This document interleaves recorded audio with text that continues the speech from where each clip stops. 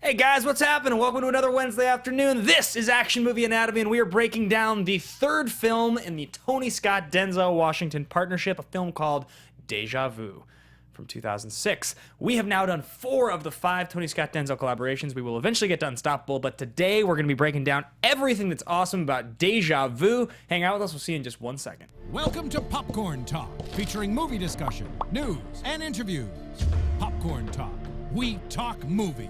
And now, here's Popcorn Talk's Action Movie Anatomy. Boom! What's up, everybody? That vibe's The weird. studio's gonna blow up. There's a bomb. There's a bomb in this studio. The Bay City Rollers. Bay City Rollers, Claudia Schiffer. It's a reference to Love Actually. If you guys don't know, you should know. And then I just pulled a Liam Neeson crying moment. Anyway, guys, what's up? This is Action Movie Anatomy. If you're listening on audio, that was a weird moment. You have no idea what's going on. I hope you're uncomfortable in your car, or wherever you I hope are. you're uncomfortable in your car. This is Action Movie Anatomy on the Popcorn Talk Network, the online broadcast network dedicated to talking movies and all things movie-related. This is Action Movie Anatomy. We talk action movies on this show. I'm your host, Ben Bateman, joined today by Mr. Andrew Ghai, the co-creator, co-host, co-producer of the show. What's up, man? What's going on? I don't know why this is very funny to me Yeah. today. It's a good one. It's a good start. Your style's evolving. Right? It is. So this is the same look as last week, but now you've got a loosened tie. It's loose. Is this the same as last week? No, last week I wore a pink shirt or something, a purple. I believe It's purple. you wore. It's purple. Well, same style anyway. Look, man, But now you've got the loosened tie look. it's not bad, right? That's good look. I really appreciate you noticing. You're evolving. I know nothing about movies, but I'm here to talk about fashion. Yep, you're the sit-in. Sit in. This guy is filling in for Ravi, our Ravi. normal host. My real name. This was the first time I'd seen this movie all the way through since I saw it in theaters in 2006. Oh, really? Yeah. I had a moment last year, probably around the time we were doing. I guess it would probably be Man on Fire. It could have been around the time I was obsessing over Pelham and insisting we do it on the show. I really missed that phase. But I remember I watched all of the Tony Scott Denzel movies in like a week. I bought all of them on Amazon in 1 week. Oh yeah, I remember you telling me this. Just each night I just was like, this is kind of why I'm so excited to be doing Déjà Vu on the show today. Because it's not that these movies are great movies, and it's not that they're classics. It's that they have this like new car quality to them. We talk about with Cruise's best work, where like there's something about the movie when you think about watching it as a whole that's just very exciting. It's very satisfying. It's because you know what you're gonna get when you know there's a Tony Scott Denzel movie. You know you're gonna get Denzel being a complete badass. Yeah, he's just gonna be great. You're gonna get Tony Scott's like stylized shooting, like the zooming in, zooming out, the colors, which is funny because he uses it all mostly through when he's like watching the video. Yeah, like it's all through like the graphics of the animation of that is where you get a lot of his like color filters. Yeah. But yeah, man, it's because it's like, all right, cool, we're gonna go on another Tony Scott Denzel ride. It's just ultimately satisfying. So before we get fully into all of this, guys, I should remind everybody that we break down action movies on this show. The action movies we talk about on this show adhere to 4 basic categories. So aside from being made after 1981, which is not even like an official rule, like we guarantee we'll break that rule someday. One day. The movies start with 4 things. Number 1, the hero always plays by their own rules. Now, if I had to argue that there is another actor, another action movie star that more consistently plays by his own rules, there is no one other than Denzel that plays by his own rules as much. No. Maybe Cruise, maybe, but like, especially... It's in such a different way. It's in the most fucking just awesomely satisfying action movie way. You're like, that's what I would do. Yeah. That's what I would do if I was a badass. There's a reason that every single athlete in the world, when they get asked in the interview, in the movie of your life, who would play you? Oh, Denzel. He's a stone cold killer. Every time. He is. He's like 65. And like guys that are like 27 are like, Denzel would play me. Yeah. I love in the scene when he's getting patched up after he gets shot. They only show like from right below his pecs up. Yeah. You can see the top of his belly, like because he has that big. It's not like a belly. No. It's like a muscular big belly. He's just like a big dude. Yeah, but in his shirts, they're huge. But it's just so funny because he's kind of out of shape. And the best part about that, though, is that almost plays into his everyman quality. Yeah, it totally does. Because we've seen, I mean, he was a young man in Crimson Tide, but like, Crimson Tide was like 10 years before this. Yeah. Like, legitimately, only 11 years before this. He could easily get shredded if he wanted to. But he no. Doesn't need to. It's not his brand. He wouldn't be an authentic ATF agent who just like walks around in cargo pants and like baggy shirts.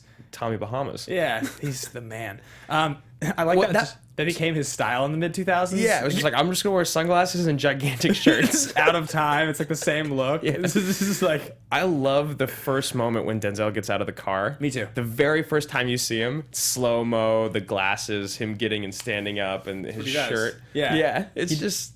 Yeah, there's something incredible. I feel like when he gets out of the car and like the slow mo and the lighting and all that and how badass he looks is how Tony Scott sees Denzel Washington. Totally.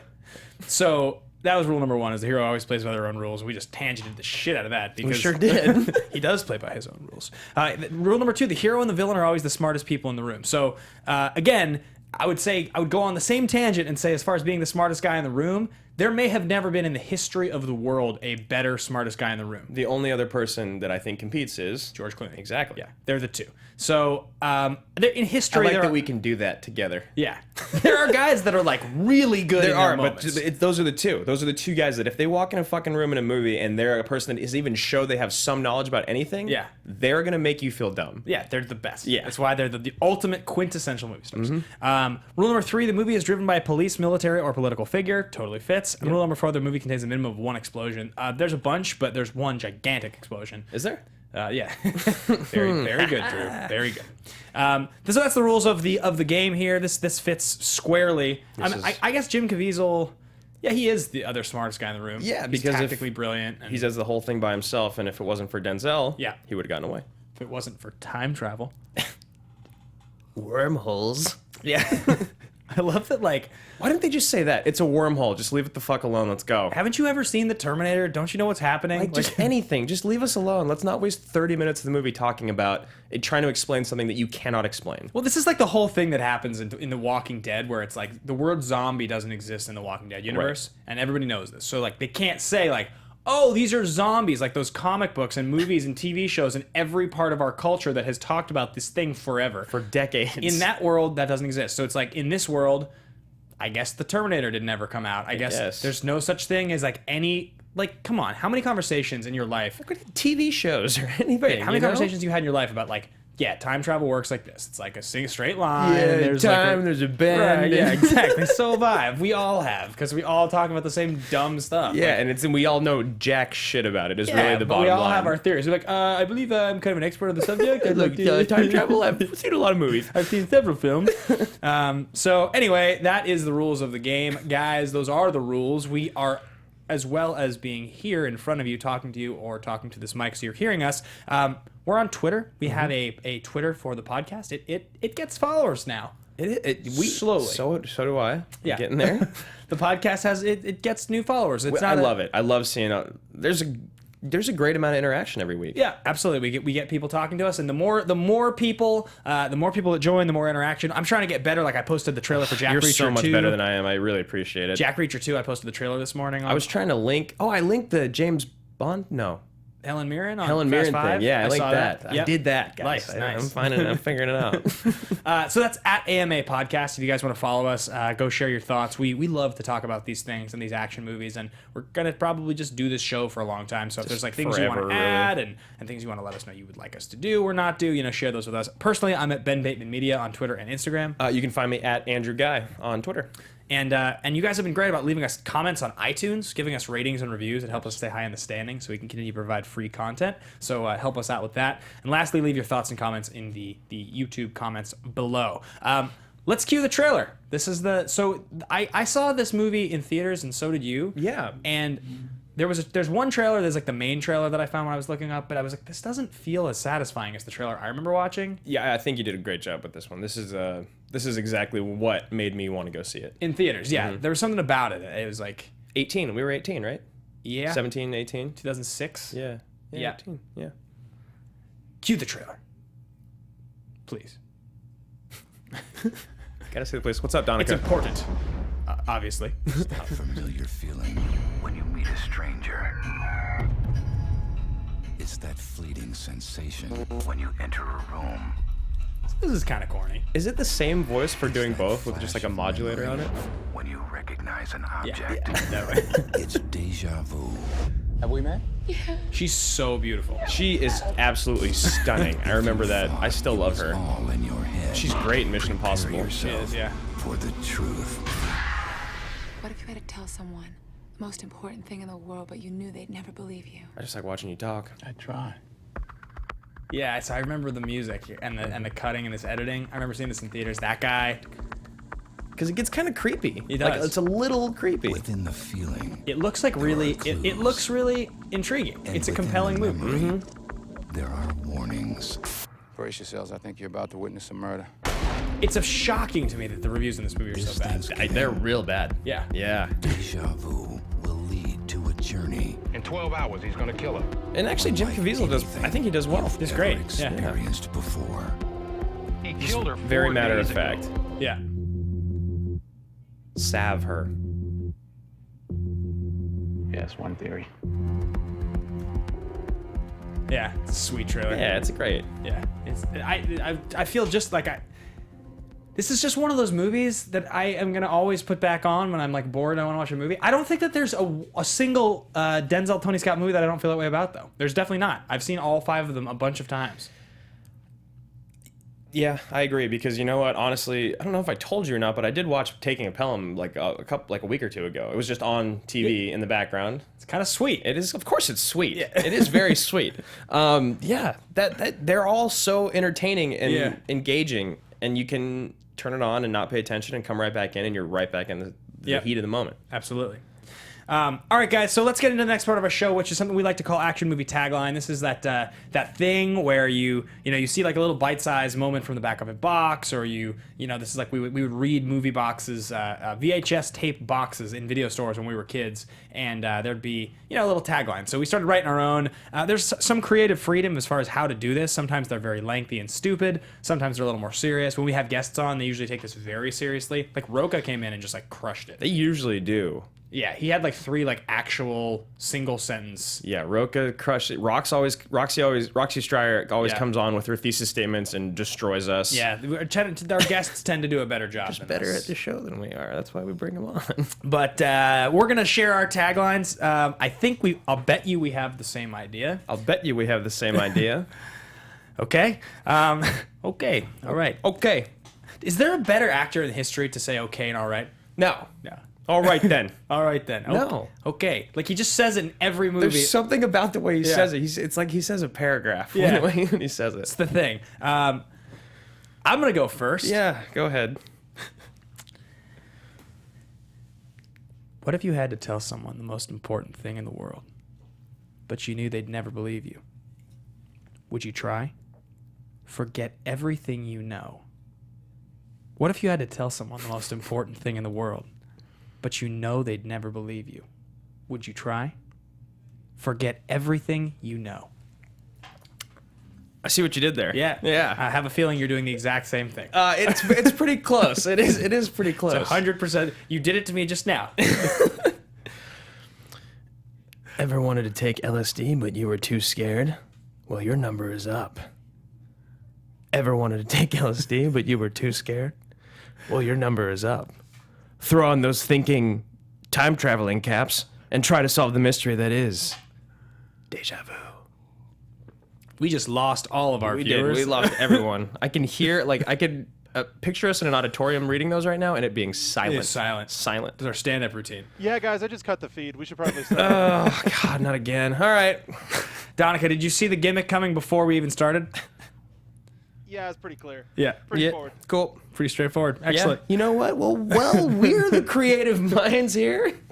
Let's get into thesis statement. This is something we've been doing since the very beginning of the show. Thesis statement is the big, bold thought you have. It's usually rooted in hyperbole. The greatest this, the best this, the only this. And it doesn't necessarily have to be a specific plot detail or something about this movie. It has to be inspired by this movie, a big thought this movie triggers for you. So I've kind of been alluding to mine the most, or over and over again. It's hard to. Is it what I think you're gonna say? Well, what it is basically this. So my first thought was, in our generation, two actors have the role of the smartest guy in the room. Yes. George Clooney and Denzel Washington. I believe there has never been a better director to understand what he has in achieving that than Tony Scott using Denzel Washington. So, because he's more consistent. Like I watched an interview with Tony Scott this morning on DP30. It was around the time Pelham came out, which is a year before he died, I believe. And he's talking about working with Denzel as the fifth. At that point, I think it was. Oh no, it was Unstoppable had just come out, but he's referencing Pelham. And he's saying to the guy, it's the fifth time I've worked with Denzel, and he's just like, every time I make a movie, I think I'm going to go away from Denzel this time, and I end up coming back to him.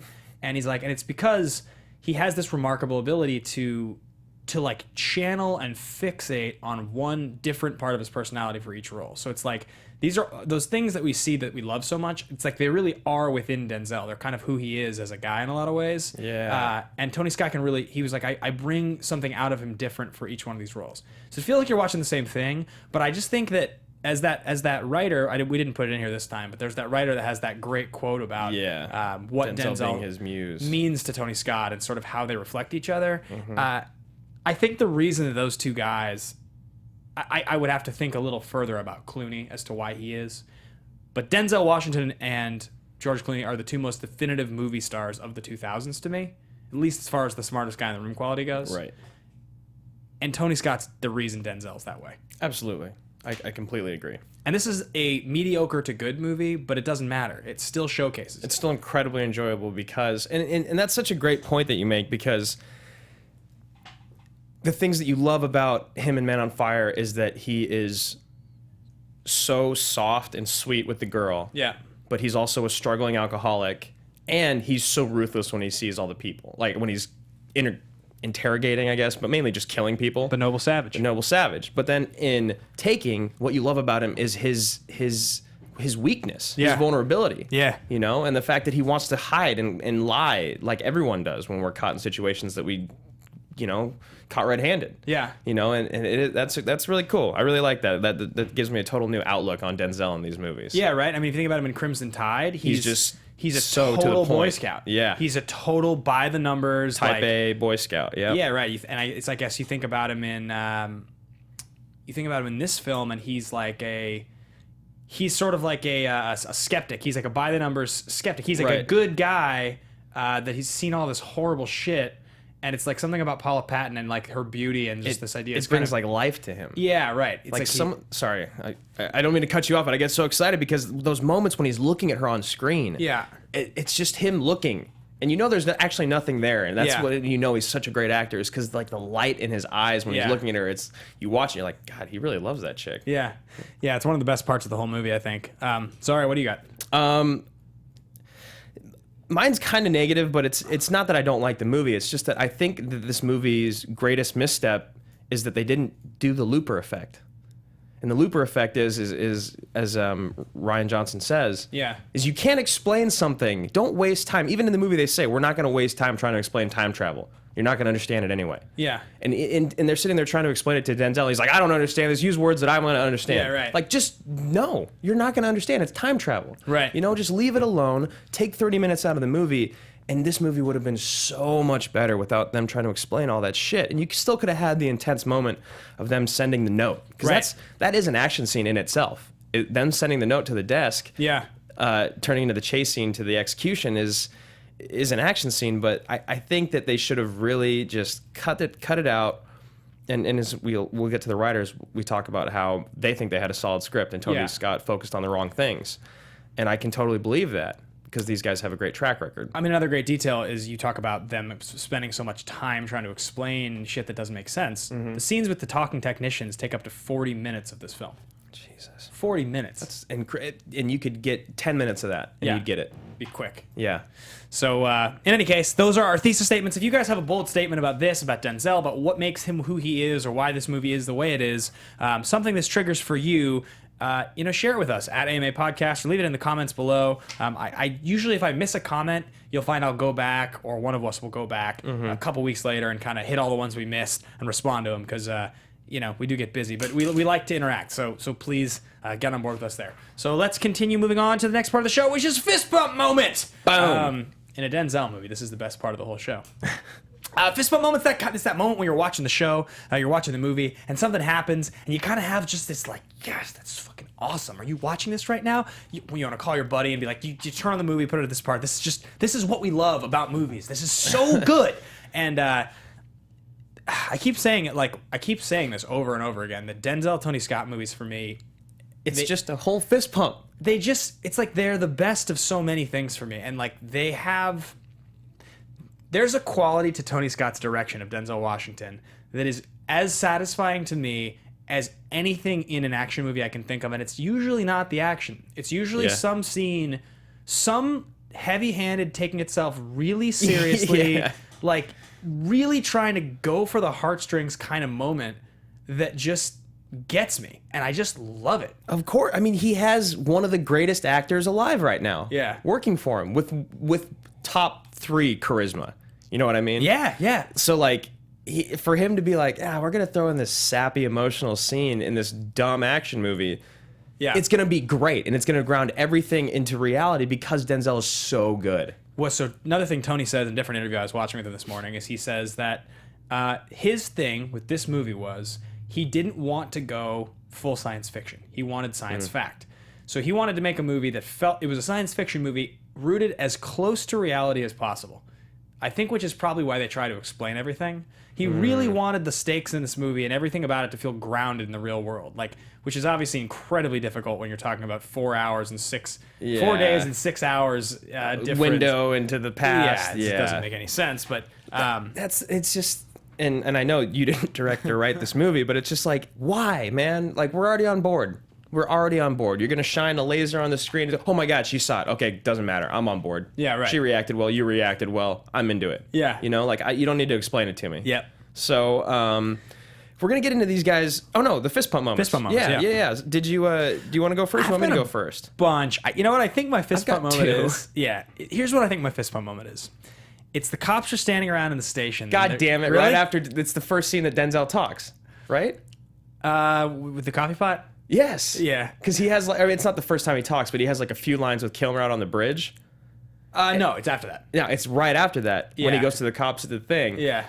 And he gives like a minute-long monologue. Well, yeah. So the monologue's not my part though. My part's the right after that. It's where he says to the guys, "All right, first up, where's the coffee pot?" And the guy's like, "What?" And he's like, "It's a criminal investigation. We gotta have a coffee pot." Right. And the guy is, "Oh, who's in charge?" "I'm in charge." "Oh, he's in charge. He's in charge." Coffee pot's back. Coffee pot's back top. He's in charge. He is in charge, yeah. And I just was like, this is fucking Denzel Washington. That's so funny because that's my favorite line. Yeah. That is when he says that he's in charge. It's just something about, like, he kind of improv'd his way through it. You know that he's throwing around a little bit, like those lines. I'm sure they're not that way in the script. I'm sure they're, and it's just this, like, there's something like slightly condescending. yeah, but it's like, it's just what makes him the fucking best, smartest guy in the room ever. Like, Well, it's because if that happened to you, he'd walk away and be like, "Did he just? yeah. What just happened?" He's the guy everyone wishes they could be, but if you Yeah. ever try to be that guy in a situation, You're such a you walk away douchebag. from it being like, I am such a tool. Because I know we've both tried to be that guy before. I have. Yeah. And you walk away from it, you're like, I am such a douchebag. So that's what I talk like now. That's fucking great. Yeah, it's funny that we had the same moment. Because I think about all the various moments in this movie, and, like, there's a lot of moments I like, but it's really just his energy. There's also like a total. It's not a fist pump moment because it's so silly, but like when he first meets Kilmer on the bridge. Oh yeah. And Kilmer, and he's like, "You mind giving me a spot?" And he's like, from this angle with the blast radius and the blah blah. This is the only way it could be this. And Kilmer's like, fills in the sentence, and he's like, this guy's smart. This guy is just as smart as I am. Yeah. It's funny because my fist bump moment is right before that. The other one, it's when Kilmer gets out of the car. Yeah. And he like waddles out. And it's like, everyone knows. It's like, holy shit, dude. Even like the other cops are like, damn, dude, he got fat. You know, and he's like, he waddles out and owns it. And I laughed my ass off. It was so great. I mean, Kilmer had disappeared for a second. Well, it's weird because he's in all these movies when we were doing the, Yeah. the recent history. He's in all these movies in 2006. They must have filmed earlier, or he must have just like gained weight rapidly. Yeah. Because he was still kind of, he was on his way to being chubby and Kiss Kiss Bang Bang, but he wasn't yet. Yeah, well, even in this movie, he's Fat Kilmer, but he's not Fat Kilmer. Right. He got Fat Kilmer. Well, this is like on his way bloated Kilmer. Yeah. Yeah. Right. But it was shocking. Yeah, I remember definitely. in theaters. Me too. And it's a weird thing because I mean, we're gonna do a bit here in a little bit talking about that, but just like I think that people get older. That's a thing that happens. Yeah, it's not fair absolutely. for us to say, like, I was thinking about Paula Patton. It's like Paula Patton is absolutely drop dead stunning in this movie. Absolutely. One of the most beautiful women I've ever seen on screen in a film. Like unreal. And the same in MI4. I was gonna say she's very pretty at MI4, Okay. but she doesn't grab me the same way. Yeah. And some of that I think is just the difference of 5 or 6 years. It's just a woman going from 29, 30 to 35. Yeah. And like it's what I've seen. Like, that's not a criticism. That's just reality. That's just reality. We're going through it right now. We're getting into we're almost in our 30s, and things are different. Like Kilmer- people that are older than us, they're gonna still talk shit that we don't know what we're talking about. We are. We're getting older. Yeah, we you start feel to it. get there. So with Kilmer, it's like, yeah, it's even if you do stay in great shape, like you age. It's a thing that happens. So by no means, not throwing no shade at Kilmer, but it was a pronounced thing that was happening. He let himself go a little bit. Yeah. Yeah, I think everybody noticed. So this was definitely this was one of the first major films he was in. What year was Wonderland? Probably like 04 maybe. Yeah, and Kiss Kiss was 05. Yeah. So Wonderland, he's still in pretty good shape, I think.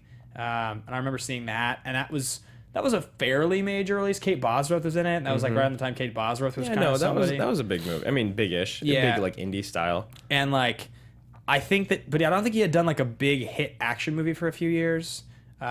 He's in one of the Oliver Stone epic, isn't he? Isn't he in Alexander? Kilmer? Is he? Doesn't he? I've never seen I it. wouldn't doubt it. I haven't either. Yeah.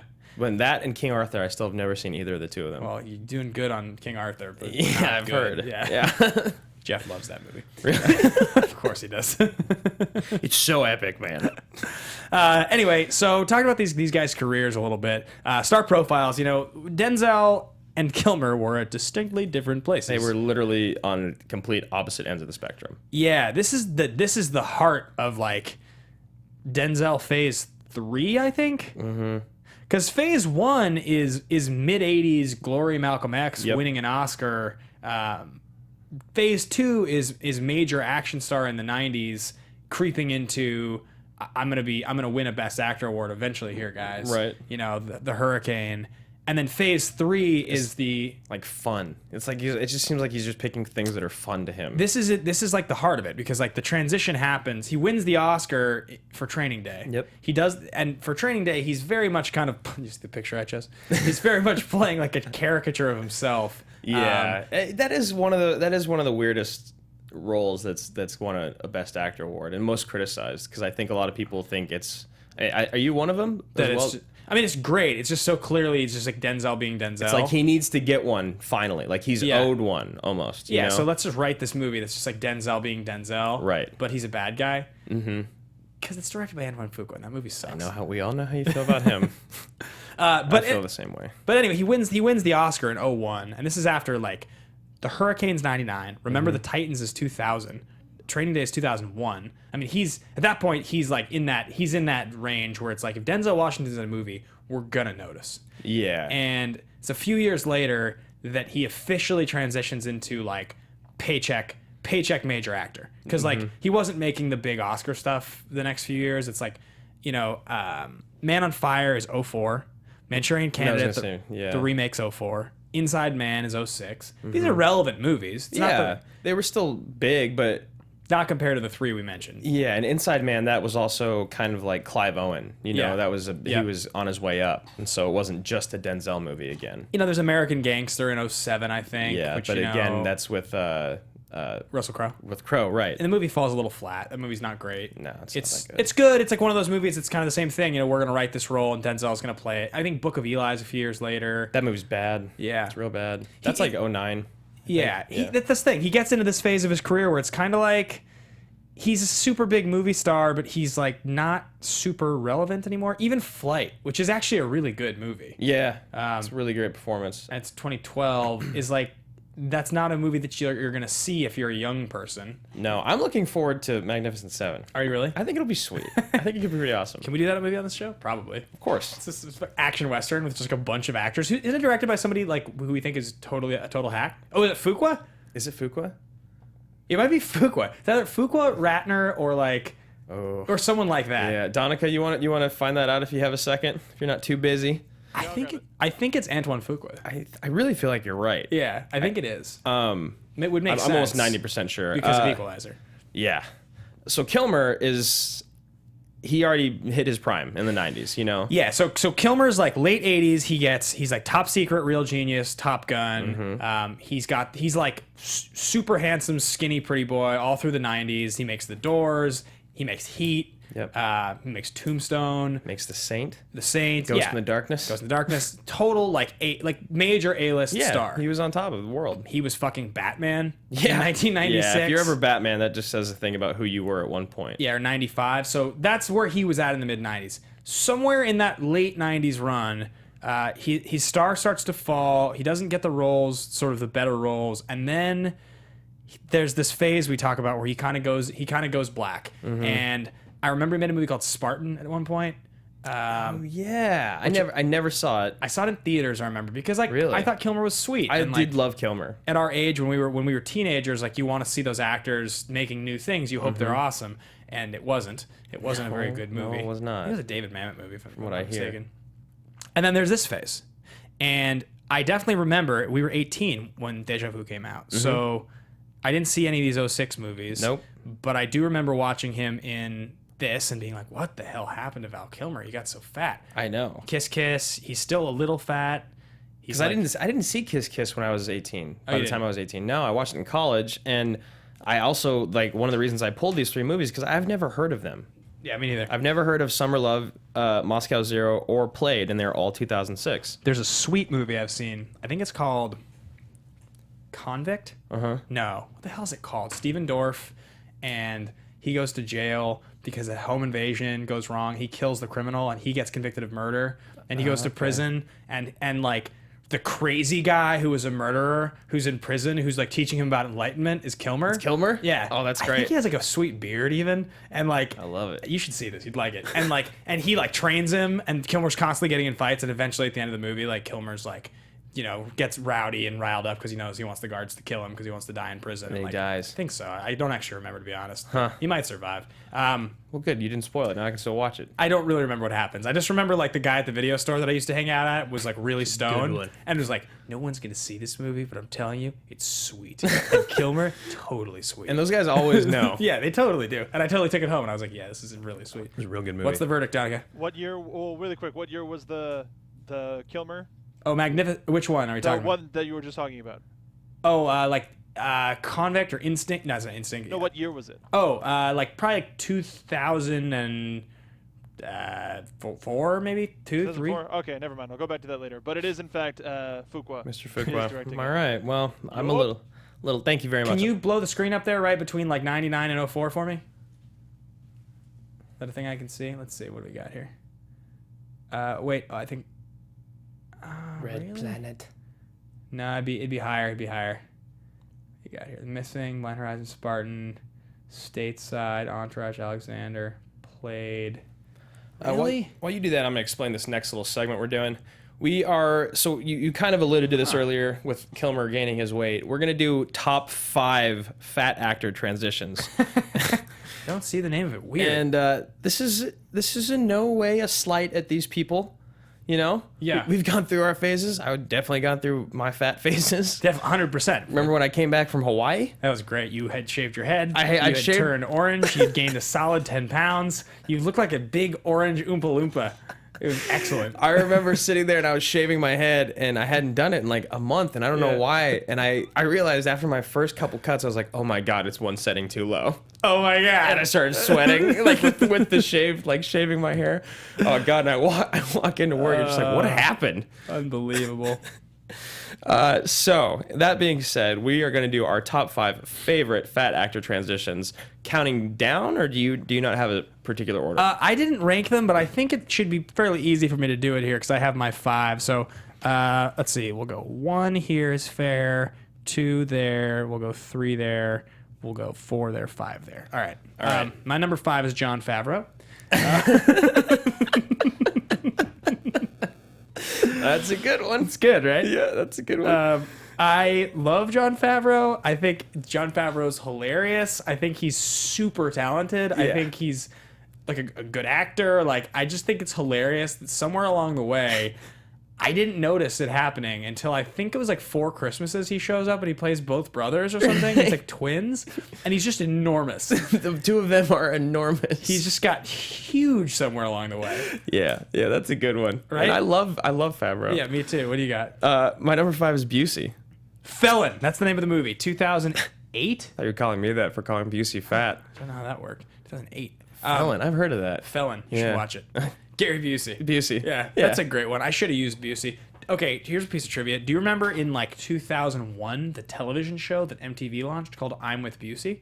Yeah. Yeah. That was when he was all crazy already. So last week I had like a pretty bad stomach flu, and I was driving somewhere waiting for somebody to get home, and I was sitting in my car. Like, I had like almost an hour to kill, and I was like having like fever dreams, and I was like, I got to do something to pass the time. What can I watch on my phone? And I was like, Busey popped into my mind for some reason. You watched the show. So on YouTube, I queued up I'm with Busey episode 1, and I watched episode 1 of I'm with Busey. The premise was that this journalist kid was the biggest fan of Gary Busey. He had written him letters and was like, you're my hero. You're the ultimate actor of your generation. I want to learn from you and follow you around. And Busey was like, yes. Okay, kid. So the first episode, he shows up, and he's like standing there like lifting weights on his patio outside. He's so crazy. And the kid's like, hey. And he's like, what are you doing here? And he's like, I'm Jake, I'm the kid. And he's like, who are you? How did you get in? And he's like, we talked on the phone. You responded to me about the letter. And he's like, when was that? When was and this? He's like, my name's Jake something or whatever his name is. And then he's like, your name is Jake Joe. Your mother's name is this. You went to this high school. Your dream was to be this. Along the way, you did this thing. He's like, I remember now. I'm just messing with you. Come inside. And like, and the premise of the show is Busey just coming up with like absurd, like totally absurd theories on life and spitting to this kid. And the kid learning them. He like puts an earpiece in the kid's ear on a date and like talks him through a date at one point. Oh, I've seen that. I've seen the clip of that. Yeah. That's amazing. Yeah. I love that you did this in a car. I just love Busey. I wish someone would have walked by and seen you. Yeah. What's your number 4? And that was, you went Busey. Okay. Yeah. My number 4 is Mr. Steven Seagal. Oh my God, that's great. Well, it's fitting for our show. And the trailer for the new movies that he's in is like he knows he's fat. He gained a lot of weight. He's really uncomfortable moving around. he can still do Aikido though. He could definitely kick both of our asses still. Yeah. Oh, in a 100%. heartbeat. Yeah. He's still very intense. He's terrifying. Was it who was like telling us the Seagal story? Like, was it Cavino and Rich, or was it like? Did I tell the story because I heard it on Conan or something? I think it might have been Cavino and Rich. Someone told us the story. And Seagal was like on SNL. He's like, okay, but I have to win. Like, yeah. Like, no, you keep. He's like, I don't lose. I went with Cruise in Tropic Thunder. Oh, that's clever. And I had to do it because, and I know it's so iconic, but like, it was such a great moment in his career, and for me, I was like, oh God damn it, God. All right, fine, Tom. You got me, Cruise. You got me, Cruise. I think he got a lot of people back. That was a big move for him. It was really smart. It's weird, right? If you think about his whole career, and you think, as we've thought and talked about at length, but if you really think about what happened after MI and like how he was able to transition from the giant failure and the like bombing of War of the Worlds and his public perception and all that stuff, what turned him around in people's eyes? Because like, whoever his manager is a genius. Yeah, or somebody, like, because there was that stretch that was really bad, and like now the last few years, it seems like things are kind of back on track again. Yeah. Not quite where they used to be because he's in his 50s now, but like just in a different place. People are still on board with them though. Yeah, totally. And it was just something happened with that. I really think that Tropic Thunder role is the most responsible thing he did. It is, and it's so funny that it comes in a movie where Tom Cruise wears a fat suit and a bald cap, and Robert Downey Jr. has blackface. Yeah. And it is one of the best moves that any of those people made in their career. Yeah. You know? That movie is genuinely hilarious. Like, it's not It even... is fucking hilarious. Yeah, that it movie is amazing. It's like way funnier now than it was when I saw it the first time. And I always think it's not as funny as it's going to be when I turn it on. Yeah, and then it kills you. Yeah. It's just so good. All right, my number 3... so you was your 4? You used Cruise? Mm-hmm. My number 3 is... that was the best fish sandwich I've ever tasted. Give me another one. Mr. Alec Baldwin. I don't think I feel quite 100% Charles. I don't feel 100% Charles. That's funny because he's my number 2. Oh, really? Baldwin is, yeah. Oh, Baldwin is just glorious. So good. Yeah. I went with Marlon Brando. Oh, okay. That's my number 2. Oh, is it? Yeah. That's funny. We switched those. Yeah, I mean, Brando's, if we're really being honest Yeah, with he's the ourselves- number 1. Yeah, because Kilmer is both of our number 1s, right? Yeah, of Yeah, course obviously. he is. So The list great. is based on him, and we've talked about him already, so we don't have to go into it. But if you're really being honest with the world, it's Marlon Brando, and it's not fucking close. Like, No, it's not. You go from leading man, like beautiful Adonis, blah blah blah. Like Yeah. that's how people look at you, to being this fat, overweight godfather. you're also like beyond being like good looking. You go from being like Adonis, one of the most handsome guys in the world, who happens to be the transcendent actor of his entire generation. He's Yeah. like of his generation. I guess he's like what Daniel Day would be, or like what there's DiCaprio you would talk be. about Brando, Laurence Olivier, Daniel Day-Lewis. Yeah, you know. there's like a few of them. There's Yeah. like 10 of them that are ever on that level, that are like quite that transcendent. I mean, he won an Oscar. I think he won an Oscar back in the 50s or 60s. But I know he was nominated for On the Waterfront, Streetcar Named Desire, Viva Zapata. Was one other nomination, I think, plus then The Godfather. I think he's nominated for Last Tango in Paris. Like, he just got fatter and weirder, And no one cared. fatter and weirder. You just like not show up to set. You show up Started- wasted. Started wearing muumuus. Yeah. Yeah, he's like he's like one of the like all time why Apocalypse Now is ridiculous stories. Yeah. Wasn't the score?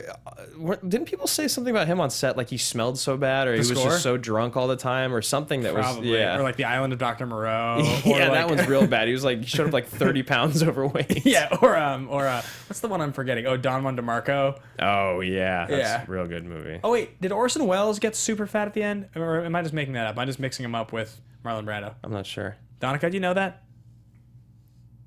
Nope. No. He does Sorry, not. we got audio issues. Yeah, it was a little bit of both. Orson was already a little bit bigger, but then he got bigger. He got huge. Then he got bigger.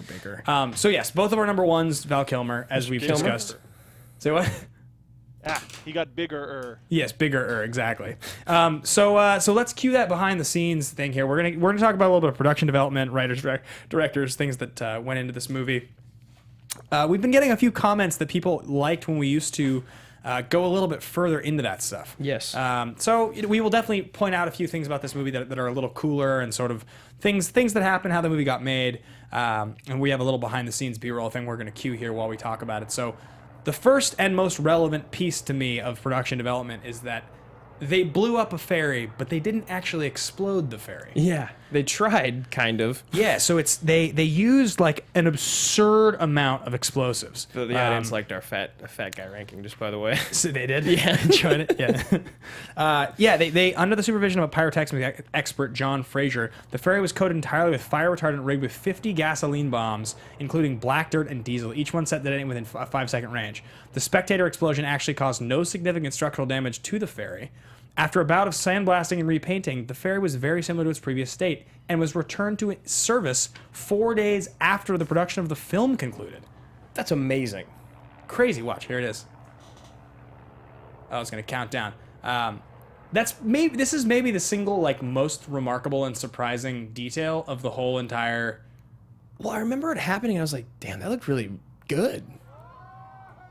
How on earth Is that thing okay?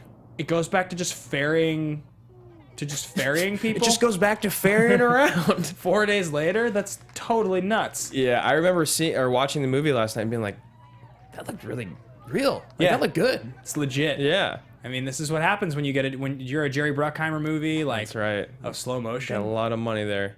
Oh, sweet. That's fucking awesome. Yeah, I mean, you can see it. Like, nothing structurally ever really moves at all. This burns out real quick, and Yeah, and it's just a smoke cloud. yeah, that's crazy. That's pretty awesome. So anyway, that's pretty cool. The film was originally supposed to shoot on Long Island, but they changed it to Katrina. The pre-production was done to New Orleans. The pre-production was done in New Orleans. They almost shut the film down. The film actually was canceled at one point, but then they returned to production in New Orleans and finished the filming out there. Thank God. Thank God for that. Thank God for you. Thank God for you, Charles.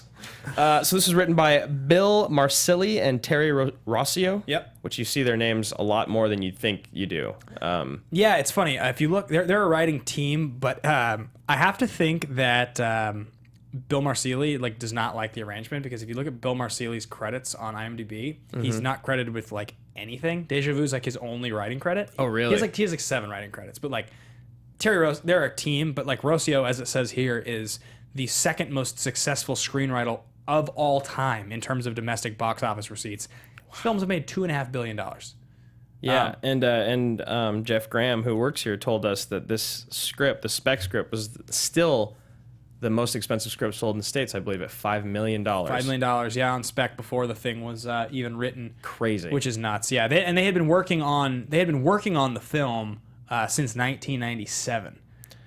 Which is crazy when you really think about that. Like, we all watch these movies and they become a piece of history for us to talk about on shows like this or discuss with our friends, memories of seeing them in theaters. But at the end of the day, this is a pretty throwaway movie for us. Yeah, and they worked on it for almost a decade. Yeah, like that's what it takes. That's what it takes, and that's why it is interesting, because at the end of the day, you never really know. Yeah. Whose fault it was that a movie isn't successful. But it does make sense that these two guys were unhappy with Tony Scott. I mean, this movie does fall flat. Critically and in the box office, and like you said, it's forgettable. Yeah, I mean, these guys are responsible for, when we talk about the movies they've written, Aladdin, the entire Pirates of the Caribbean franchise, Shrek, like big budget, big successful, huge movies, and things, everything from Treasure Planet to like I'm trying to think of some of the other ones that I saw listed. But I mean, you think about those movies though; they're great stories. Really, Yeah. like the first Aladdin, the first Pirates, Shrek. They're great stories. So this guy or these guys can tell. They're good storytellers. Absolutely. So and that's why they get hired to do something like this. And so it's interesting, right? So Rossio and Marsili have acknowledged the film was not shot the way they wanted it to be. They blame Tony Scott, and basically said that they were quite critical of the mistakes that he made, and basically said that they felt they wrote an airtight script plotting wise, but that Tony Scott focused too heavily on the action scenes and missed the point, and the film in the end was full of plot holes. So I don't know where the blame falls necessarily. It's hard to know. Look, your guys' movies have made a lot of money and you're great storytellers. At the same time, Can you really explain time travel that well? and also at the same time, when you talk about Aladdin, you talk about Shrek, you talk about the Pirates movies, the first Pirates movie anyway, Yeah. they're all simple stories. Yes. They're all incredibly simple stories. Very linear. Yeah, this is not like this. No. So as good as you think your script might have been, like, I don't look at your filmography and go, you're the guys that I want writing the movie that's going to be the big budget, like Inception style classic. Right. This is, blame Tony Scott if you want or not, but I guarantee the things about this movie I like have nothing to do with the subject matter and everything to do with what Tony Scott and Denzel Washington bring to this movie. Absolutely. Like when they start to bring in the machine, the first time they brought it in, I was like, oh yeah, the machine. This is the thing with the time. Like, this doesn't need to happen. Like, No. it does need to tell the story, but at the same time, like, this doesn't need to happen. The movie is already so good without this. So a couple interesting things. There's 2 points that I noticed in the film when I wrote things down. So let's see here. So number 1, 35 minutes into the film is when you get introduced to like, there's some like weird sort of like time travel-y, not everything adds up all the way kind of stuff, right? Yeah. And an hour 26 is when they send Denzel back in time. Wow. So you're a whole movie in. you're almost 90 minutes into the film by the time he actually goes back in time. Yeah. But 35 minutes is when things start to get kind of weird. You're 90 minutes in there, so you add the 40 minutes with the technician, that puts you at exactly 2 hours. So there's only 10 more minutes of things that could be trimmed. Like, that's the problem that we're talking about. Yeah, I mean, I think that the technicians up till the point there's still there's a lot of technician talk leading up to him going back. Right. But yeah, adding them together for sure. So,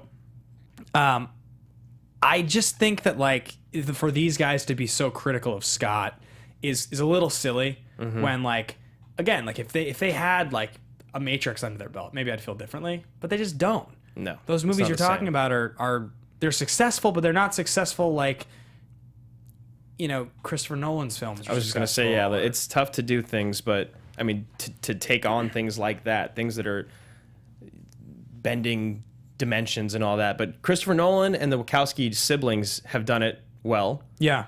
And they've also, I mean, well, the Wachowskis have failed at it, but then with Interstellar, it's the same thing. A lot of people had complaints at the end of that. It's not easy to do, to explain time travel and bending dimensions and blah, blah, blah, blah, blah. Let's move on to Tony Scott since we've been talking about him. We've been talking a lot. Yeah, well, that's an exciting subject. It is, very much so. Tony Scott, so, we talk about him all the time. He's a legendary, younger brother of legendary Ridley Scott. Yep. And he's, Top Gun, Beverly Hills Cop 2, all of these Denzel movies. Crimson Tide. Yeah, I mean, he's True Romance. He's got a very decorated filmography. He's never been respected in the industry in the same way that a Ridley Scott was respected. He's always kind of like takes himself a bit more seriously, less popcorny Michael Bay for I think a lot of people. But the thing about Tony Scott that I've always loved is that he was never a gun for hire like he was early on, definitely. Right. Like Beverly Hills Cop. You have to be. But as he got into the later stage of his career, he was like an auteur. He was an artist. He viewed his movies as his product, what he wanted to make, and he wasn't going to be the guy that directed, Spy Kids 3. That wasn't he did what he wanted to do. Yeah, and I like that about Tony Scott. As we've covered before, tragically commits suicide on August 19th, 2012 by jumping off a bridge. In the end, citing crippling depression as the motivation. Yes. Tragic. He's totally missed, and I never knew how much I appreciated Tony Scott. Me neither. Until this show, really. Really, that's we've talked about it a lot, but there was a quality in watching these movies when we wanted to do the show that we really looked for, and it's exemplified in his Denzel movies more than I think any movies we do. I mean, absolutely. And it is a shame that I did not like Tony Scott more before, so that I could have seen all these movies in theaters and had a different love for them. Yeah. A different excitement. Totally. We'll move on to Bruckheimer. He's the greatest action movie producer of all time, basically. Pretty much, yeah. I feel like the last 10 weeks, 8 of them we've covered. That's true. Like Silver or Bruckheimer almost every single time. But yeah. Don Simpson, Jerry Bruckheimer, they were a team. They were very successful. They did a ton of huge movies: the Pirates franchise, The Rock, Armageddon, the Bad Boys franchise, Sherlock Holmes. Yeah. No, I think that's Joel Silver. Oh, that's Silver. Yeah. But there's a few guys that are on this level. Only a few. Bruckheimer continues to be very successful, and he continues to work now. It looks like Top Gun 2 is in production. So it is. Yeah, we'll see about that. So that's a thing. But let's move on to critical and box office so we can get to our final games here a little bit. Right. The studio is Buena Vista. It cost $75 million to make, that's not too bad. Not crazy. It opened November 22nd of 2006. I remember seeing it at Christmas time with my family. Mm-hmm. Domestically, it made $64 million, which is not very good. And worldwide, it made an additional $116 million for a total of $180 million total gross, which is a bummer. But there's a reason behind that. It opened against two really tough movies, really tough movies. And it's also around Christmas time, so you got to remember Happy Feet, $37 million opening weekend, and Casino Royale at $30 million, which was the first new Bond movie. Right. So you're opening up against one of those animated family movies that is always going to crush basically any movie that comes out. Yeah. And then a brand new James Bond reboot. So it opened at $20.5 million at number 3 behind those two. Critically is where it kind of gets to a bummer. It's interesting, though, because the IMDb score is so vastly different from the critic scores on Rotten Tomatoes. Yeah. It's much closer to the audience score. So IMDb gave it a 7.0, which it's actually pretty respectable. Yeah, it's fine. It's hard to get a 7, especially for a movie like this. You'd like this movie to have a little more like a 7.6. Absolutely. I think if I was ranking this, I wouldn't go quite that high, but I'd probably give it a little more like a 7.3. 4, yeah, 3. Yeah, Mm-hmm. right in there. 73%. I mean, that's pretty much reflects exactly how I feel. Yeah, I agree. So all critics on Rotten Tomatoes gave it a 55. Top critics gave it a 54. And the audience gave it a 73. So it does follow our little pattern that we have. But that's a bummer. I think about movies that... I think about some movies that come out with actors who I really like, that there was a lot of money spent on and maybe had a vision, that fail. And I think about even from the same time period, Out of Time. Out of Time is not a good movie. It's hard to watch. It's not very fun to watch. It's not engaging. It's not the same thing as this. I think about Antoine Fisher and John Q, right? Yeah, Antoine. Yeah, John Q's a little closer, and it's driven just because Denzel's so good. You think about some like Clooney's movies that he made that are kind of in the same vein, where it's like, this movie should be good. This should be fun to watch, and it's just like sometimes they fall flat. This movie's better than 55 and 54%. Those are below average. That is incredibly low. Yeah. I mean, Denzel alone, his performance, and Paula Patton. I mean, that's the other thing. That was another thing I was going to have as my thesis is despite great performances from all the leads and supporting characters, I mean, Paula Patton's great, Caviezel's great, obviously Denzel is awesome, and Kilmer is great. Yeah. And so are all the lab techs, Foggy from Daredevil, and you know, what's his name? Goldberg. Goldberg. Adam Goldberg. Yeah, and is Bruce Greenwood? Is he the name of the? Is he the cop who's like? Yeah, I know who you're talking your about. Your father saved in Star Trek. That guy. Yeah. Yeah. I love that. I love that trailer. Who I interviewed and like gave that line to last year. Don't say it in front of me, son. Yeah. So Jack Matthews for the New York Daily News gave this a rotten review. Ed Wood, notorious as the worst film director in history, could have made the $80 million Jerry Bruckheimer time travel thriller Déjà Vu for about $99.95, and it would have been just as believable. Whereas James Bernardelli, from Real Views, You're welcome. 2006, said Déjà Vu impresses with both the complexity of its storyline and its willingness to allow things to develop at their own pace without interjecting a lot of needless action scenes into the early proceedings to keep viewers attentive. If I was writing a review of this movie, I would be like, driven by the incredible lighting, beautiful cinematography, and compelling performances, this movie is severely entertaining while maybe lacking some scientific credibility. Definitely having some plot holes. And being a little bit formulaic at times. Yeah. Aside from that, it's interesting and one of the more compelling movies of the year. Like, how are you going to compare Ed Wood to Tony Scott? It's absurd. And then say that he could make a movie for $100. Like, I get what the point you're trying to convey, but it doesn't make any sense. Yeah, agreed. Let's get in favorite line. Yeah, well, I already said mine earlier. Oh, so your favorite line really was my favorite line. And fist pump. It was both? Yeah, well, yes, because I had a couple fist pumps. I do have another favorite line. I have my favorite line. I wonder if it's. I really go ahead. wonder. No, if it's please the go same ahead. Thing. I love when Denzel meets Claire's dad, and same line. Go ahead. It's the same line, and he says. And he gives him the stuff at the end. He says, when you get a chance, look through the stuff. And he's like, it's really not necessary. And he's like, I know how these things go. Agent Carlin. I need her to matter to you. Otherwise, she's just a name on a wall. Yep. Is it your line too? Yep. It's a great line. It's written right here. Literally written right there. It's funny. It's a great line. It's that's one of those hallmarks. I was thinking this morning when we were talking about the Pelham episode, because that... Of the 5, that's the worst movie. I think it's the worst movie. Unstoppable actually might be worse. It could be. When we get to Unstoppable, we'll rank all 5. Hey, if it's below Pelham, you'll be pretty happy.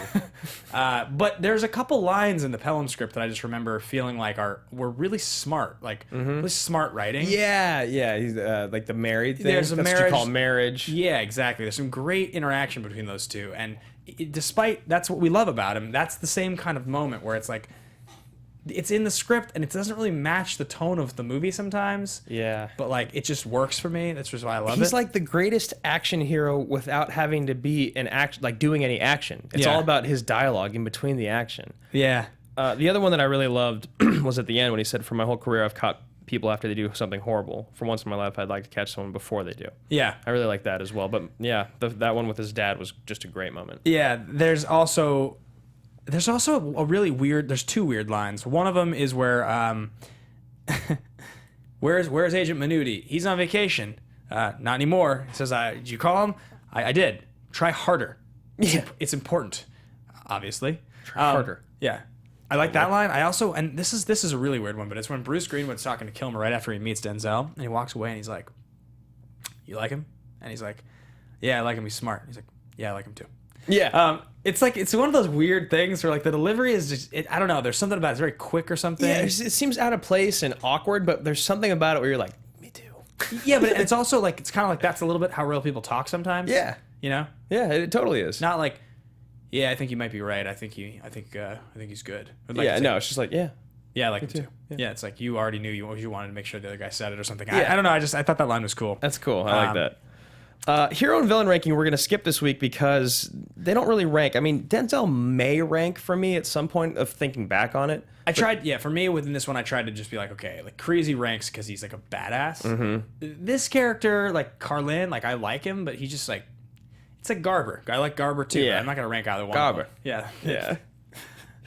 But the movie rankings is interesting, and it's funny because you sent me a text with your ranking, and you said my love for this movie is irrational, and it is. It's 20 spaces higher than mine. Exactly. Yeah. 20 movies. I'm telling you, You have it in front of The Town and Tombstone, Ben. Tombstone. There's some part of watching this movie that I found so satisfying. Face Off, The Patriot, Rogue Nation, Air Force One. Wow. Speed. Yeah. I don't know, when I was watching it this time, I was just like, I realized that this is not a classic that I can communicate that point of view to people and convince them that this is a better movie than those movies. Right.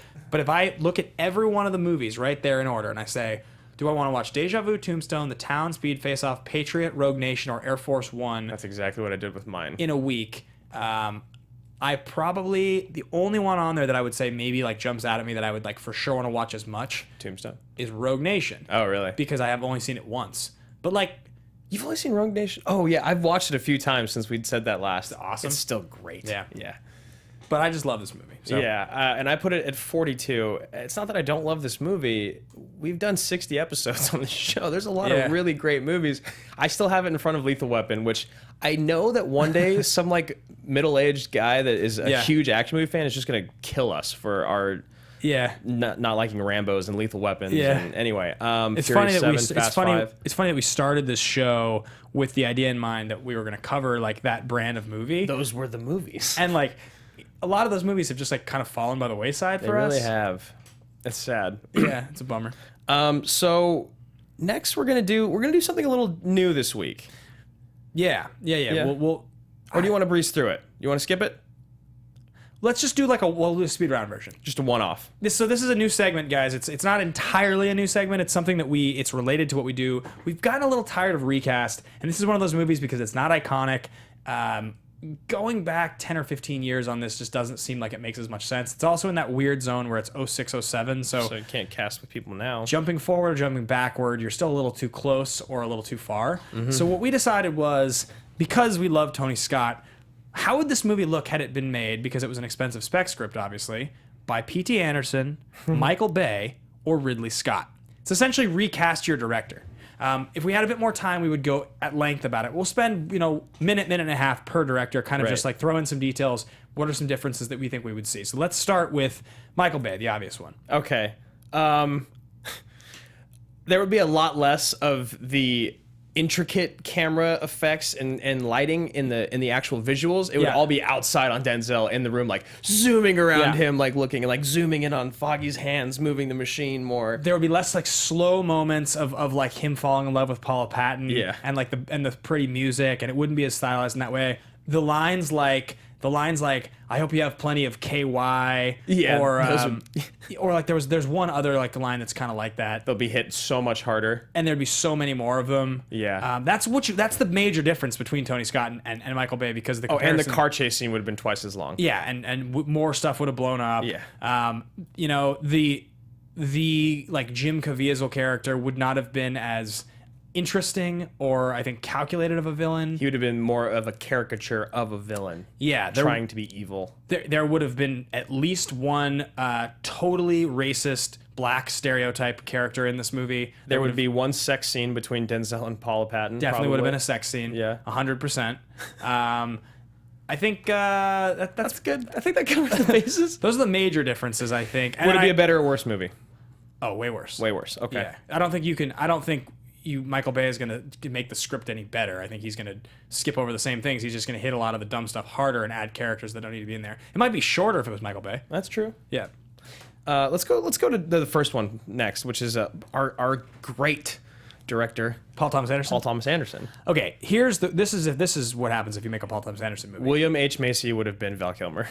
Yeah. The idea of him making this movie is very strange, because the weird science fiction elements being rooted in reality go away. It becomes a very science fiction-y movie if he's going to make it. It's going to be super character-y and weird, and the long shots and things like that. I think he would do a great job with the relationship between Denzel and Paula Patton and that's falling in love stuff. Denzel probably would have died at the end. Yeah, he would have died. He wouldn't have come back there. Actually, that's probably true for the other person we have as well. That Denzel would have stayed dead. Yeah, and I wonder if that's one of the reasons that the audience and the critics didn't like this movie, is that he comes back at the end there. I kind of liked it. Me too. Yeah. That's so Tony Scott. It's the same thing as Cruise showing up at the end of Edge of Tomorrow. Yeah, exactly. Yeah. No wonder we like it. Yeah. It'd be an ensemble cast. It would focus much more evenly on the main like 3 or 4 or 5 characters instead of just on Denzel. You'd have a storyline between technicians, like you'd have like very defined relationships between those technicians. They would have a lot more screen time, and they would like actually have scenes that like mattered with each other. Yeah. Without Denzel, There'd be more like interpersonal relationship tension in the command center room. Yeah. You know? Probably like Val Kilmer or like Bruce Greenwood or one of those characters. Probably Val Kilmer would be like a drug addict and would be hiding something weird. And God rest his soul, Paul Thomas Anderson would probably actually just play Val Kilmer. Oh, you mean Philip C? Yeah, Philip C. Yeah, he probably would. And the music would be better. Yeah. It would be songs as opposed to a score. Yeah. Though I love the music in this I movie. do really love the music. Our Last- third one is Ridley Scott, his older brother. Yeah. It would have been the same length. Oh, I think longer. Longer, yeah. I think Hans Zimmer would have done the music. I think it would have been like 2 hours, 35 minutes. Okay. Yeah, Hans Zimmer would have done the music. They would have spent a long time developing who Doug Carlin was before all of this started. Yes. He would have had a lot more scenes like about his personal life. Why he's alone. Yeah, you probably would have gotten longer scenes with him and Menounos. We didn't even talk about Menounos actually. It's just a great name. Yeah, it's a good sequence. I like all the Menounos stuff. Yeah. I think if you're doing Ridley Scott, I think there's probably a couple extra long scenes that like fall really flat. Yeah. Yeah, for sure. Those are like some hallmarks of Ridley Scott. Maybe like, yeah, like there's probably one more character that doesn't need to be in the movie.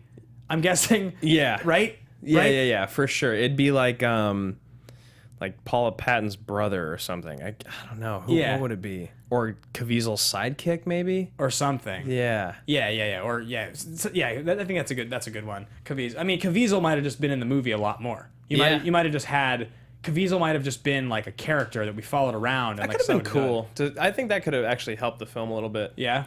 Yeah, but I do think that Tony Scott was the best director for this movie out of those 3. Yeah, of these 3 directors, I think 4, that I guess. Yeah, I think he does the best with the script. So there are 3 action movie categories, guys. Those categories are totally ridiculous, totally legitimate, and ridiculously legitimate. They are what they sound like. Totally legitimate movies are going to be like Terminator 2 and The Fugitive. Totally ridiculous movies are movies that fall apart like Con Air and Face Off and are hilariously bad but awesome. And then movies that are ridiculously legitimate or legitimately ridiculous, we call it sometimes, are movies that are grounded with some kind of compelling performance. You're very engaged the whole time. They hold together, but you laugh unintentionally at times. Yeah. This is between 2 categories for me, but I'm gonna go totally legitimate. Weird, right? Yeah. Yeah. It's not totally legitimate like some movies are totally legitimate, but it's enough that I feel comfortable saying it. I would agree. And I almost wanted to put it in the middle category, but I don't think that the middle category, even though it's the middle, it is the pinnacle. And there's something that is truly amazing to be in that category as an action movie. And this movie doesn't quite have it. And I don't know what it is. And maybe it's, I don't know what it is, but that's why it is completely legitimate. And that's not a bad thing. It's great, which is funny because it makes no sense. But yeah. Like taking a Pelham gets the middle category. Yeah. Right. Because there's some moments where you're just like, aha, yeah. Like that doesn't happen quite as much in this. Yeah, this movie doesn't have those moments. Yeah. There's more moments of like, fuck yeah. Yeah. Go Denzel. Yeah, go Denzel. Yeah. Is taking a Pelham the best of all 5 in the end? I guarantee you could talk yourself into that. Guys, last but not least, we have this one thing we like to call it The Pitch. And there's not much of a pitch this week because Independence Day Resurgence comes out this weekend. We're going to go see it. We're going to break it down for you next week on the show. We have a brand new movie we're doing. Independence Day Resurgence. Bill Pullman. Sweet. He'll probably have another awesome speech. Our Independence Day. It won't be as good as the original one because how could it? No, there's no speech that's as good as that. Yeah, but that's going to wrap it up, guys. Thank you so much for watching the show today. We love you. Leave your comments. Leave your comments below in the YouTube box. Of course, like, subscribe, rate on iTunes, and follow us on Twitter. The podcast itself is on Twitter one more time at AMA Podcast. Let us know your thoughts. You can follow me personally at Ben Bateman Media. And you can follow me at Andrew Ghai on Twitter. We'll see you guys next week. Thanks.